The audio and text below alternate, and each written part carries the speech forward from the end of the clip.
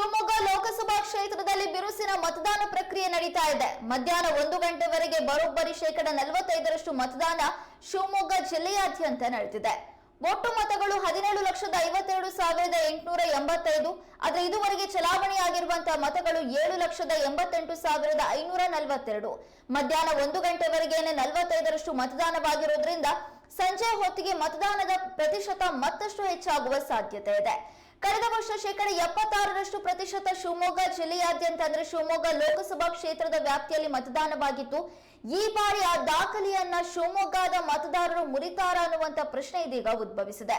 ಮಧ್ಯಾಹ್ನ 1 ಗಂಟೆವರೆಗೆ 45% ಮತದಾನವಾಗಿರೋದ್ರಿಂದ ಸಂಜೆ 6 ಗಂಟೆವರೆಗೂ ಕೂಡ ಇನ್ನೂ ಹೆಚ್ಚಿನ ಸಂಖ್ಯೆಯಲ್ಲಿ ಮತದಾರರು ಬಂದು ಮತದಾನವನ್ನ ಮಾಡುವಂತ ಸಾಧ್ಯತೆ ಇದೆ. ಹಾಗಾಗಿ ಮತದಾನದ ಪ್ರತಿಶತ ಇನ್ನಷ್ಟು ಹೆಚ್ಚಾಗುವ ಸಾಧ್ಯತೆ ಇದೆ.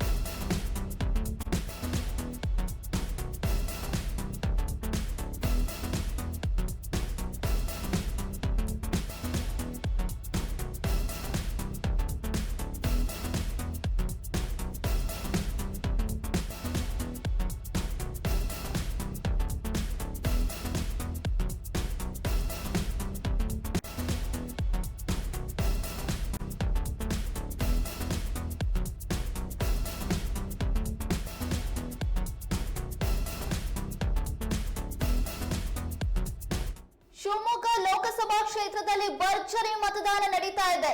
ಎಲ್ಲಾ ತಾಲೂಕುಗಳಲ್ಲಿಯೂ ಕೂಡ ಉತ್ತಮ ಸ್ಪಂದನೆ ವ್ಯಕ್ತವಾಗ್ತಾ ಇದ್ದು ಹೆಚ್ಚಿನ ಸಂಖ್ಯೆಯಲ್ಲಿ ಮತದಾರರು ಬಂದು ಮತಗಟ್ಟೆಗಳಿಗೆ ತೆರಳಿ ತಮ್ಮ ಅಮೂಲ್ಯವಾದಂತಹ ಮತವನ್ನ ಚಲಾಯಿಸ್ತಾ ಇದ್ದಾರೆ.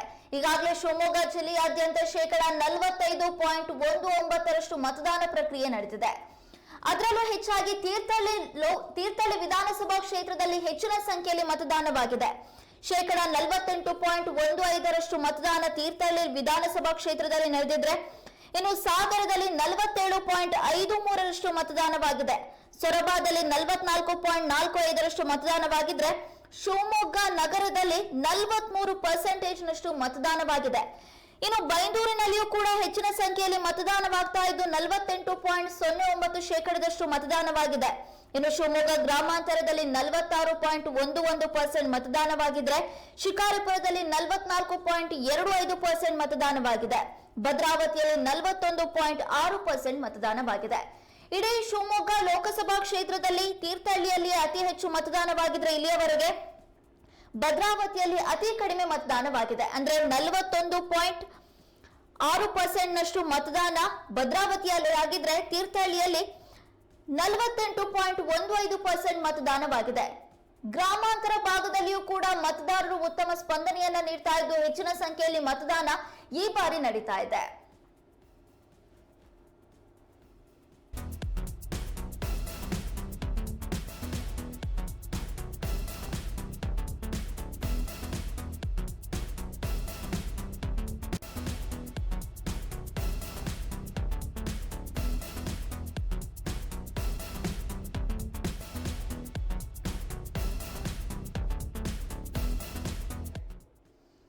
ಇದೀಗ ಈ ಕುರಿತಂತೆ ಹೆಚ್ಚಿನ ಮಾಹಿತಿಯನ್ನು ನೀಡೋದಕ್ಕೆ ನಮ್ಮ ವಾಹಿನಿಯ ಪ್ರಧಾನ ಸಂಪಾದಕರಾದಂತಹ ಹೊನ್ನಾಳಿ ಚಂದ್ರಶೇಖರ್ ಅವರು ನಮ್ಮೊಂದಿಗೆ ದೂರವಾಣಿ ಸಂಪರ್ಕದಲ್ಲಿದ್ದಾರೆ.